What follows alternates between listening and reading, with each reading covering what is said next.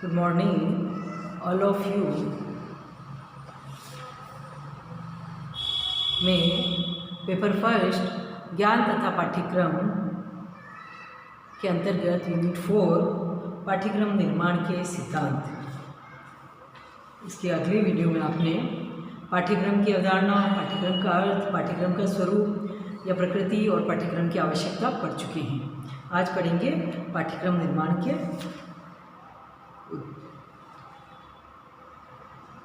निर्माण के सिद्धांत के अंतर्गत अच्छे पाठ्यक्रम की विशेषताएं। अच्छे पाठ्यक्रम में व्यक्ति या समाज से संबंधित अनुभवों को ध्यान में रखा जाता है। पाठ्यक्रम में उन बातों का समावेश किया जाता है तो जीवन की आवश्यकताओं से संबंधित है। पाठ्यक्रम जीवन के सभी पहलुओं अर्थात स्वास्थ्य, मस्तिष्क आदि सभी से संबंधित होना चाहिए, क्योंकि जिस हेतु भी शिक्षा दी जाए वह स्पष्ट होना चाहिए। साथ ही साथ उसे पूर्ण करने के लिए क्या किया जाना चाहिए, क्या पढ़ाया जाना चाहिए, इसका भी स्पष्ट उल्लेख उसमें हो।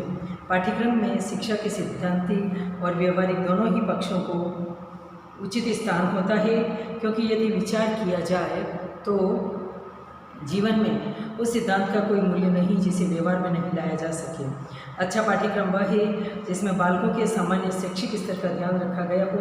छोटी कक्षाओं में बालक साहित्यिक कहानियों को नहीं समझ सकते और उच्च कक्षाओं में सरल पाठ निरस बन जाते हैं। इस तथ्य को पाठ्यक्रम में उचित रूप से ध्यान में रखा जाना चाहिए।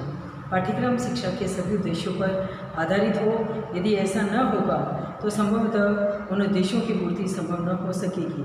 इनकी पूर्ति के लिए पाठ्यक्रम में उपयुक्त पाठों या क्रियाओं का समावेश नहीं है। इन सबसे बढ़कर और सबसे अधिक पूर्ण बात यह है कि पाठ्यक्रम लचीला होना चाहिए, क्योंकि न तो जीवन के सिद्धांत और मान्यताएं सदैव एक रहते हैं और न वातावरण ही अपरिवर्तनशील है। परंतु अच्छा पाठ्यक्रम वह है जिसमें व्यक्ति और वातावरण के समायोजन का उचित ध्यान रखा जाए।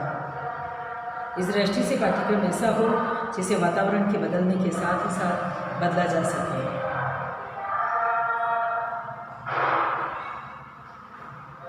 पाठ्यक्रम के उद्देश्य। पाठ्यक्रम चिंतनशील मानव के लिए आधार प्रस्तुत कर उसकी बुद्धि का विकास करता है, क्योंकि इससे बालक सत्य एवं असत्य को पहचान सकता है। पाठ्यक्रम के अंतर्गत समस्त छात्रों की आवश्यकताओं, रुचियों, योग्यताओं और क्षमताओं, अभिव्यक्तियों आदि की तृप्ति होती है। पाठ्यक्रम छात्रों को सामाजिक एवं प्राकृतिक विज्ञानों, कलाओं तथा धर्मों के साथ परस्पर घनिष्ठ संपर्क द्वारा मूल्यों का निर्धारण करने के योग्य बनाता है। पाठ्यक्रम ऐसे वातावरण का सृजन करता है जहाँ पर चिंतन, तर्क,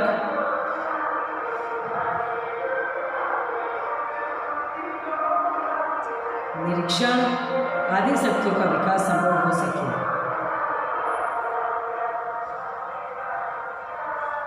यह छात्रों को प्रजातांत्रिक देश का सफल नागरिक बनने के लिए तैयार करता है। सत्य, सेवा, त्याग, परोपकार, सहयोग, प्रेम आदि मनुष्य के नैसर्गिक गुणों को विकसित करके उन्हीं के अनुसार आचरण कराना पाठ्यक्रम का उद्देश्य होता है। बालकों में उपयुक्त सामाजिक दृष्टिकोण एवं संबंधों का विकास करना भी पाठ्यक्रम का उद्देश्य है। पाठ्यक्रम का उद्देश्य है कि यह बालकों को अपनी राष्ट्रीय विरासत को समझने एवं उसमें निष्ठा रखने के योग्य बनाए। पाठ्यक्रम के अभाव में प्रभावी अध्यापन संभव नहीं हो सकता। सामान्य रूप से अनुभव किया जाता है।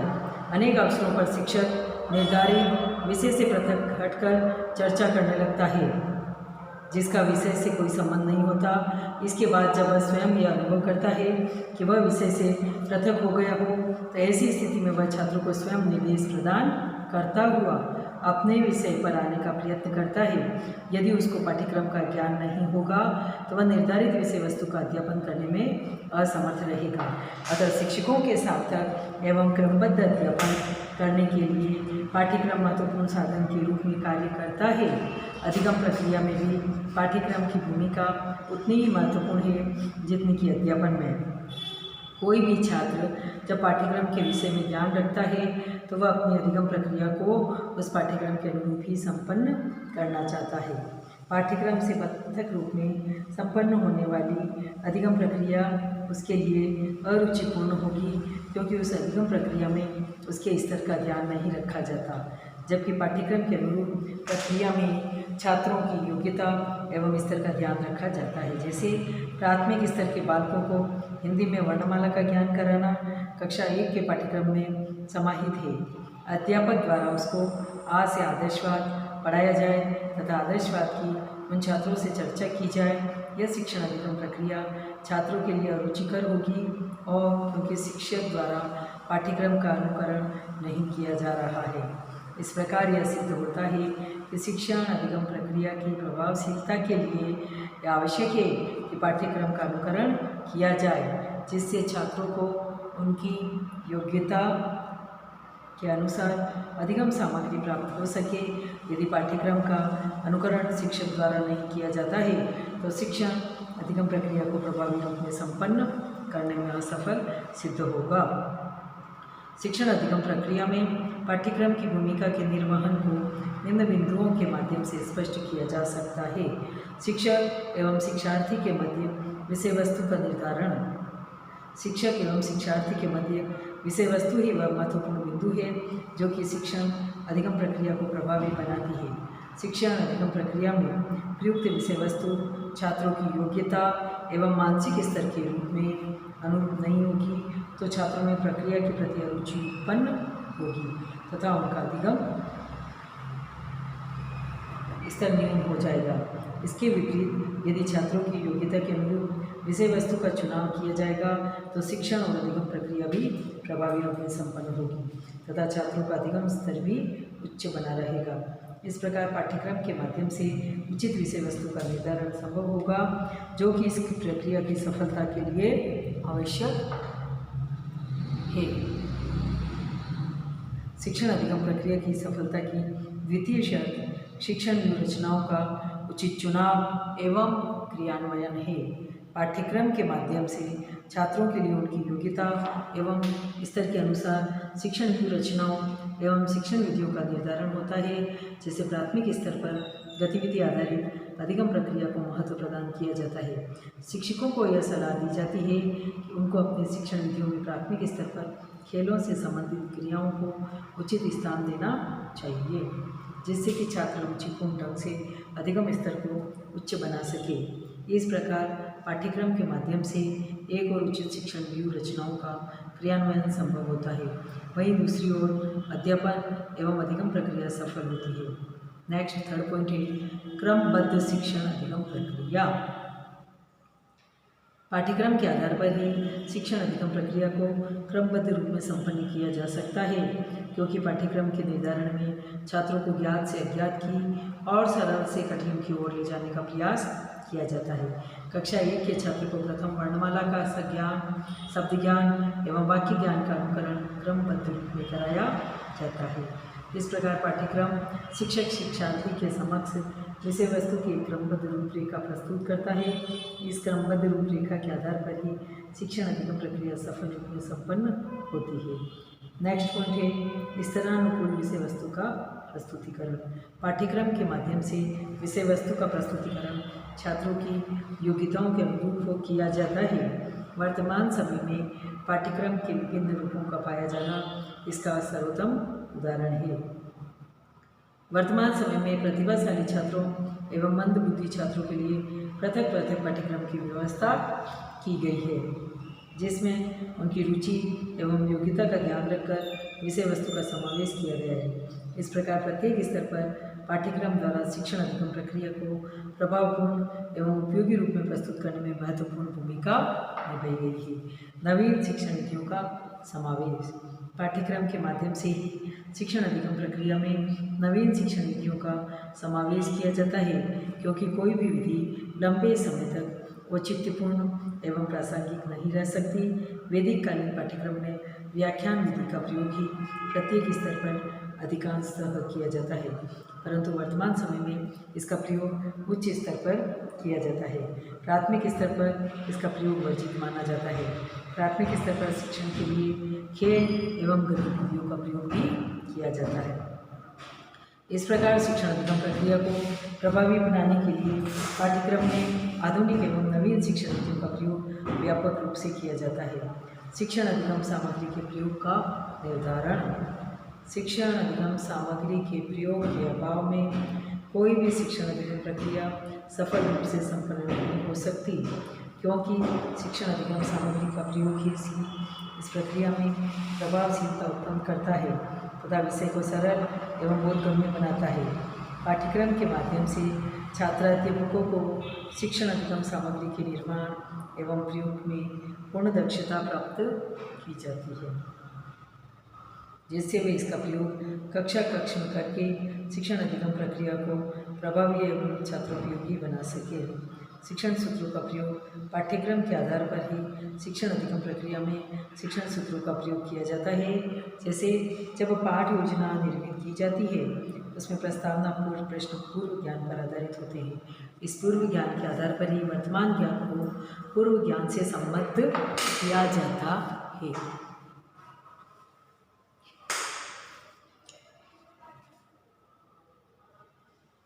इस प्रकार छात्र को ज्ञात से अज्ञात की ओर ले जाया जाता है।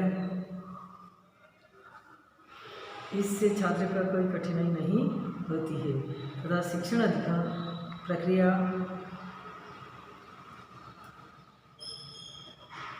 प्रभावी रूप से संपन्न होती है। नेक्स्ट पॉइंट है शिक्षण तकनीकी का प्रयोग।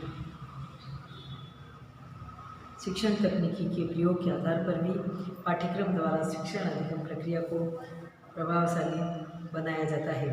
अर्थात वर्तमान पाठ्यक्रम में शिक्षण अधिगम प्रक्रिया में शिक्षण तकनीकी के प्रयोग को खुलकर मान्यता प्रदान की गई है।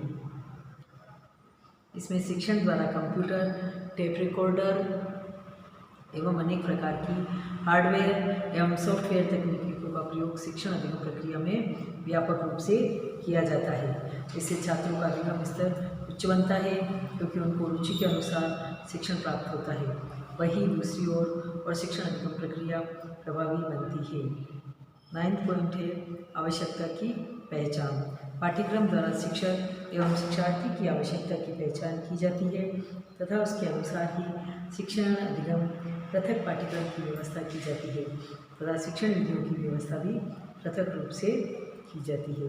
इस प्रकार शिक्षण अधिगम प्रक्रिया को प्रभावी बनाने में आवश्यकता की पहचान कर पाठ्यक्रम द्वारा महत्वपूर्ण भूमिका निर्वाह किया जाता है। नेक्स्ट 10th पॉइंट है उद्देश्य आधारित विषय वस्तु का चुनाव। पाठ्यवस्तु या विषय वस्तु पाठ्यक्रम का ही अभिन्न अंग है। उद्देश्यों के अनुरूप ही विषय वस्तु का निर्धारण करने की प्रक्रिया पाठ्यक्रम द्वारा निर्धारित की जाती है। इस विषय वस्तु को छात्र रुचिपूर्ण ढंग से अधिगम करते हैं, क्योंकि विषय वस्तु उनके स्तर एवं शैक्षिक उद्देश्यों के अनुरूप होती है। इस विषय वस्तु के प्रस्तुतिकरण में शिक्षक को भी किसी प्रकार की कठिनाई नहीं होती। इस प्रकार शिक्षण अधिगम प्रक्रिया प्रभावी रूप में संपन्न होती है। नेक्स्ट पॉइंट है उचित संगठन। शिक्षण अधिगम प्रक्रिया की प्रभावशीलता के लिए आवश्यक है कि उससे संबंधित होने वाली प्रत्येक क्रिया संगठित रूप से संपन्न हो। पाठ्यक्रम के माध्यम से प्रत्येक विषय वस्तु के शिक्षण एवं अधिगम के लिए छात्रों एवं शिक्षकों को उचित दिशा निर्देश प्रदान किया जाता है, जिससे शिक्षण अधिगम प्रक्रिया में छात्र एवं शिक्षक दोनों ही अपने लिए निर्धारित कार्यों का उचित निर्वहन करते हैं। इस प्रकार पाठ्यक्रम द्वारा शिक्षण अधिगम प्रक्रिया को प्रभावी रूप में संपन्न करने में महत्वपूर्ण भूमिका का निर्वहन किया जाता है। नेक्स्ट है अधिगम अनुभवों का समावेश। प्रभावी शिक्षण अधिगम प्रक्रिया के लिए शिक्षक अपने बाल्यकालीन अधिगम अनुभवों का समावेश करता है, अर्थात जो कठिनाई उसने अपने विद्यार्थी जीवन में विद्यालय में अधिगम प्रक्रिया के समय अनुभव की थी, उनको वह अपने छात्रों को अनुभव नहीं करने देता। इस प्रकार शिक्षक शिक्षण अधिगम प्रक्रिया में अपने अनुभवों का समावेश करके उसे प्रभावी बनाता है। यह कार्य पाठ्यक्रम के माध्यम से ही संभव होता है।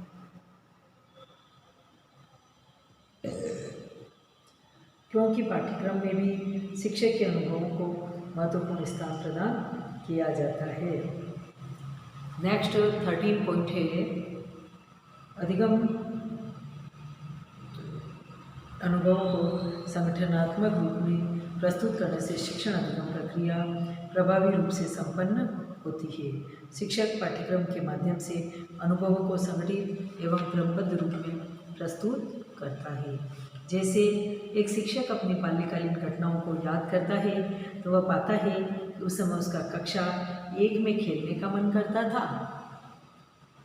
तथा कक्षा 2 में कहानी सुनने का मन करता था, कक्षा 5 में गणित का कार्य करने का मन करता था आदि। इस प्रकार के अनुभवों को वह कक्षा में क्रमबद्ध रूप में प्रस्तुत करता है। इस प्रकार शिक्षण अधिगम प्रक्रिया प्रभावी रूप में संपन्न होती है। इसका प्रमुख श्रेय भी पाठ्यक्रम को ही जाता है।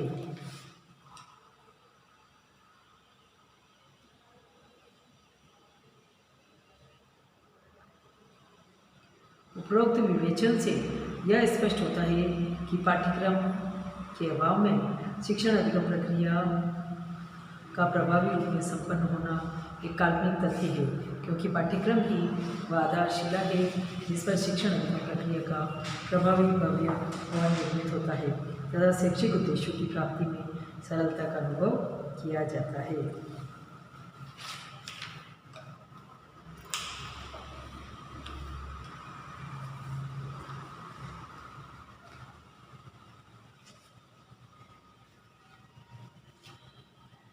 नेक्स्ट है पाठ्यक्रम निर्माण की प्रक्रिया।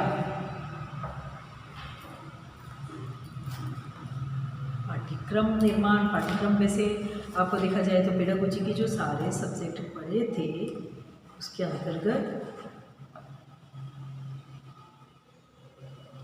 ये पाठ्यवस्तु और ये सारी चीज़ें पढ़ चुके हैं, परंतु आपका इसमें रिवीजन हो जाएगा।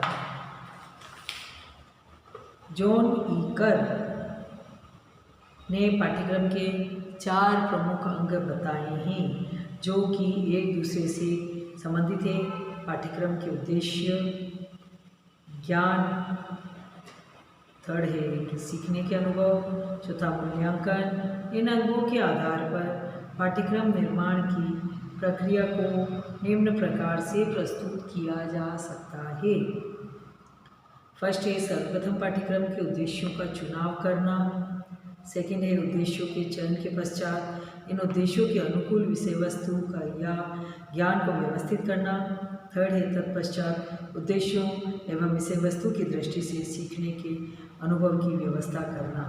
अंत में पाठ्यक्रम के उद्देश्य, विषय वस्तु तथा सीखने के अनुभवों को ध्यान में रखकर मूल्यांकन करना। मूल्यांकन द्वारा पाठ्यक्रम के उद्देश्यों में पुनः विषय वस्तु, सीखने के अनुभव तथा मूल्यांकन प्रक्रिया में सुधार किया जा सकता है। इस प्रकार पाठ्यक्रम निर्माण का यह चार्किक क्रम, साइकिल ऑर्डर तब तक चलता रहता है जब तक कि इच्छित पाठ्यक्रम, डिस्क्रिबल करिकुलम का निर्माण न हो जाए। यदि किसी पाठ्यक्रम में इन अंगों की अपेक्षा की गई है तो वह पाठ्यक्रम प्रभावशाली एवं पूर्ण पाठ्यक्रम नहीं समझा जा सकता। अतः पाठ्यक्रम के ये चारों अंग एक दूसरे से संबंधित रहते हैं। ये सभी अंग एक दूसरे को प्रभावित करते हैं और स्वयं प्रभावित होते हैं। तो अभी आपने पाठ्यक्रम के निर्माण की प्रक्रिया, पाठ्यक्रम की प्रभावी अध्यापन एवं अधिगम में पाठ्यक्रम की भूमिका, पाठ्यक्रम के उद्देश्य, अच्छे पाठ्यक्रम की विशेषताएं, इसके बारे में अध्ययन किया था। नेक्स्ट आप इसका जो पढ़ेंगे उसके पहले पूर्व में जो बड़ा पाठ्यक्रम की आवश्यकता उसके अंतर्गत है पाठ्यक्रम या प्रकृति, उसका स्वरूप, पाठ्यक्रम का अर्थ, फिर नेक्स्ट है पाठ्यक्रम की अवधारणा। अब उसके नेक्स्ट में उसमें पढ़ेंगे अपने पाठ्यक्रम निर्माण के सिद्धांत, पाठ्यक्रम संरचना, पाठ्यक्रम और पाठ्यचर्या में अंतर, फिर है पाठ्यक्रम संरचना, किस तरीके से उसकी संरचना बनाई गई है।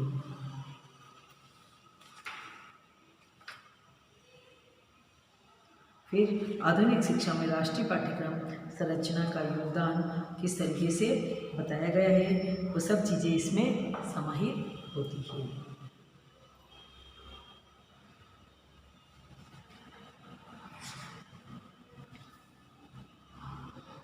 कि पाठ्यक्रम के अभाव में प्रभावी अध्यापन संभव नहीं तो हो सकता है। सामान्य रूप से अनुभव किया जाता है कि अनेक अवसरों पर शिक्षक निर्धारित विषय से पृथक हटकर चर्चा करने लगता है जिसका विषय से कोई संबंध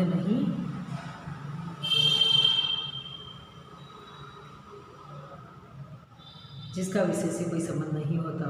इसके बाद जब वह स्वयं यह अनुभव करता है कि वह विषय से पृथक हो गया तो ऐसी स्थिति में वह छात्रों को स्वयं निर्देश प्रदान करता हुआ अपने विषय पर आने का प्रयत्न करता है। यदि उसको पाठ्यक्रम का ज्ञान नहीं होगा तो वह निर्धारित विषय वस्तु का अध्यापन करने में असमर्थ रहेगा। अतः शिक्षकों के सार्थक क्रमबद्ध अध्यापन करने के लिए पाठ्यक्रम महत्वपूर्ण साधन के रूप में कार्य करता है। अधिगम प्रक्रिया में भी पाठ्यक्रम की भूमिका उतनी ही महत्वपूर्ण है जितनी कि अध्यापन में। कोई भी छात्र जब पाठ्यक्रम के विषय में ज्ञान रखता है वह अपनी अधिगम प्रक्रिया को उस पाठ्यक्रम के अनुरूप ही संपन्न करना चाहता है। पाठ्यक्रम से पृथक रूप से संपन्न होने वाली अधिगम प्रक्रिया उसके लिए अरुचिपूर्ण होगी क्योंकि उस अधिगम प्रक्रिया में उसके स्तर का ध्यान नहीं रखा जाता, जबकि पाठ्यक्रम के अनुरूप प्रक्रिया में छात्रों की योग्यता एवं स्तर का ध्यान रखा जाता है। प्राथमिक स्तर के बालकों को हिंदी में वर्णमाला का ज्ञान कराना कक्षा 1 के पाठ्यक्रम में समाहित है। अध्यापक द्वारा उसको आ से आदेशवार पढ़ाया जाए, मतलब ये सारी चीज़ें इसमें सम्मिलित की गई है कि अच्छे पाठ्यक्रम की विशेषताएं, जैसे पाठ्यक्रम में शिक्षा के सिद्धांतिक और व्यवहारिक दोनों ही पक्षों को उचित स्थान होता है, क्योंकि यदि विचार किया जाए तो जीवन में उस सिद्धांत का कोई मूल्य नहीं जिसे व्यवहार में नहीं लाया जा सके। अच्छा पाठ्यक्रम वह है जिसमें बालकों के सामान्य शैक्षिक स्तर का ध्यान रखा गया हो। छोटी कक्षाओं में बालक साहित्यिक कहानियों को नहीं समझ सकते और उच्च कक्षाओं में सरल पाठ निरस बन जाते हैं। इस तथ्य को पाठ्यक्रम में उचित रूप से ध्यान में रखा जाना चाहिए। पाठ्यक्रम शिक्षा के सभी उद्देश्यों पर आधारित हो। यदि ऐसा न हो तो संभवतः उन उद्देश्यों की पूर्ति संभव नहीं हो सकेगी जिनकी पूर्ति के लिए पाठ्यक्रम में उपयुक्त पाठों या क्रियाओं का समावेश नहीं है। इन सबसे बढ़कर और सबसे अधिक पूर्ण बात यह है कि पाठ्यक्रम लचीला होना चाहिए, न तो जीवन के सिद्धांत और मान्यता सदैव एक रहते हैं, न वातावरण ही अपरिवर्तनशील रहता है। तो मतलब पाठ्यक्रम के उद्देश्यों के चिंतनशील मानव के लिए आधार प्रस्तुत कर बुद्धि का विकास करता है।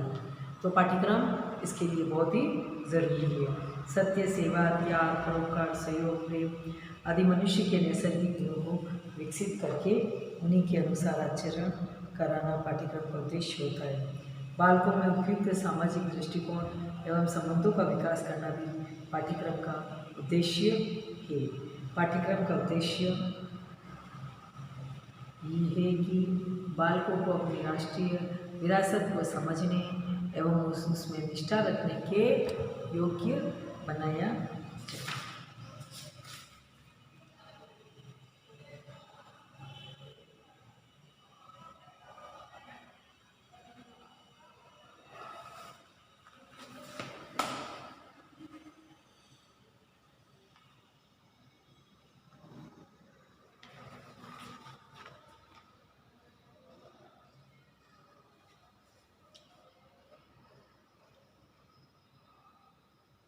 ये सारी चीज़ें आपको जब असाइनमेंट रोज़ की रोज़ दिए जा रहे हैं, डेट के अकॉर्डिंग जिस डेट पे है उसी डेट को एक एक दिन छोड़कर आपको ये असाइनमेंट आगे से आगे ईमेल करने हैं और उससे सिस्टमेटिक तरीके से आपको बनाना है, अच्छी राइटिंग में बनाना है और सारे अपने को एक साथ में रखने हैं। जब कॉलेज में उपस्थित होते हैं तो सेक्शनल आपको उनके साथ में लेकर उपस्थित होना है और असाइनमेंट में आपकी अटेंडेंस रोज़ की रोज़ लगाई जा रही है।